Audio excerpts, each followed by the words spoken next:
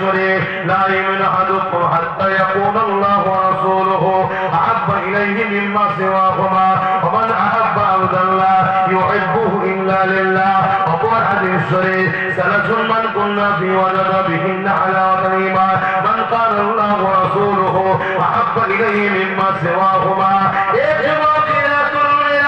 তিনটে হাদিসের লক্ষ্য একদিকে আল্লাহ নবী জানিয়ে দিলেন যতক্ষণ পর্যন্ত তোমরা তোমাদের জমি জায়গা ঘর বাড়ি কারবার ব্যবসা ধন দৌলত জমি জায়গা বাপ মা ছেলে বোনে স্বামী স্ত্রী এমনকি নিজে জানের থেকেও আমি রাসূলুল্লাহকে বেশি না ভালোবাসবে ততক্ষণ পর্যন্ত তোমরা ঈমানদার হতে পারবে না।